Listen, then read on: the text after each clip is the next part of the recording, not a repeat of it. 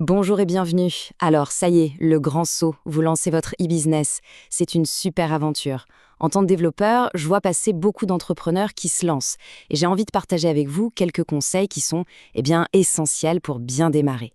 Aujourd'hui, on va parler d'un sujet qui a l'air un peu rébarbatif, mais qui est en fait absolument crucial, la propriété intellectuelle. Bon, on y est.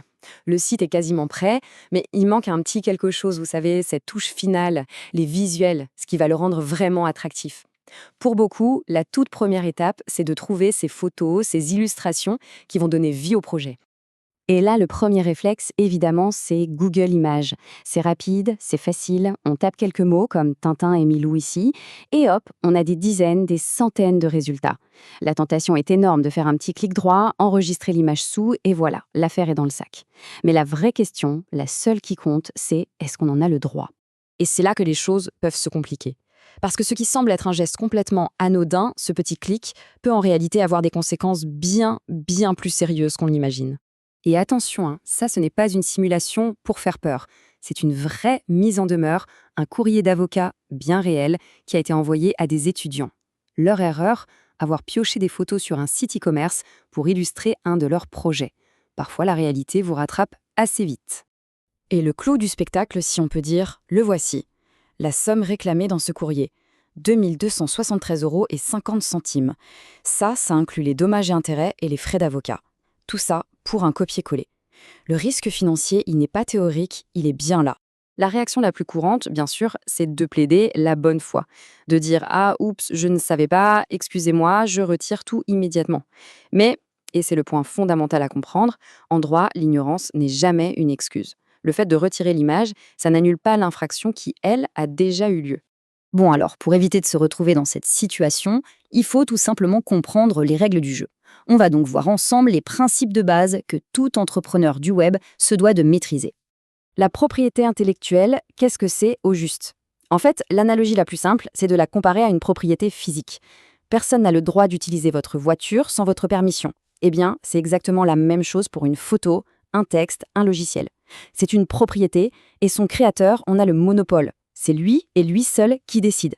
Il y a une distinction capitale à faire entre deux grandes familles. D'un côté, on a la propriété littéraire et artistique. Et là, c'est presque magique. La protection est automatique. Dès que vous créez quelque chose d'original, c'est protégé. Pas besoin de paperasse. Et de l'autre côté, il y a la propriété industrielle, les marques, les brevets. Et là, c'est tout l'inverse. Il faut obligatoirement faire une démarche, un dépôt officiel pour être protégé. Et cette protection, elle ne dure pas que quelques années, hein. Elle dure très très longtemps. Elle couvre toute la vie de l'auteur et elle continue encore pendant 70 ans après sa mort, au profit de ses héritiers.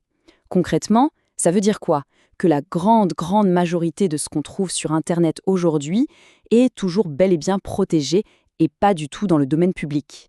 Bon, allez, assez parlé des risques. Passons maintenant à la partie la plus intéressante, les solutions. Comment on fait concrètement pour bâtir son site web en toute tranquillité? Pendant très longtemps, le modèle par défaut était hyper restrictif, tout droit réservé, point final. Tout était verrouillé. Mais le web a fait naître une approche beaucoup plus ouverte, plus collaborative, qui est incarnée par les licences Creative Commons. C'est un vrai changement de philosophie. Le principe est en fait très simple. Ce sont des créateurs qui, volontairement, veulent que leurs œuvres soient partagées. Du coup, ils donnent à l'avance la permission à tout le monde de les utiliser gratuitement, mais à condition de respecter quelques règles du jeu qu'ils ont fixées. D'accord, mais comment on connaît ces règles? Eh bien, c'est très simple, il suffit de repérer ces petits pictogrammes. Regardez ces infographies, par exemple. Vous voyez en bas à gauche, ces petits logos, c'est votre mode d'emploi. Ils vous disent précisément ce que vous avez le droit de faire et de ne pas faire. Allez, on décode ensemble les plus courants. Le petit personnage, c'est BY, pour attribution. Ça veut dire qu'il faut citer l'auteur. Le symbole euro barré, c'est NC pour non commercial, facile. Le signe égal, c'est ND, no derivatives, interdiction de modifier l'œuvre. Et la flèche qui tourne en boucle, c'est SA, share alike. Si vous modifiez l'œuvre, vous devez la repartager avec la même licence. C'est un langage visuel et il est universel. Alors, en pratique, où est-ce qu'on les trouve, ces images légales? En gros, il y a 3 grandes pistes. D'abord, les banques d'images payantes. C'est le top en termes de qualité et d'exclusivité, mais bien sûr, ça a un coût. Ensuite, les banques gratuites comme Pexels ou Unsplash. Super pratiques et gratuites, mais le risque, c'est de retrouver les mêmes photos un peu partout. Et enfin, les moteurs de recherche spécialisés en Creative Commons. Là, le choix est immense, mais ça demande d'être un peu rigoureux et de bien vérifier la licence à chaque fois. On passe maintenant à un autre point absolument essentiel. Vous n'allez pas tout faire vous-même. En faisant appel à un designer, un photographe, comment on s'assure que le travail pour lequel on paye nous appartient bien à la fin? Alors là, attention, c'est sans doute le conseil le plus important que je puisse vous donner. Retenez bien ça. Le simple fait de payer une facture ne suffit pas à transférer la propriété intellectuelle. Je le répète, payer ne signifie pas posséder.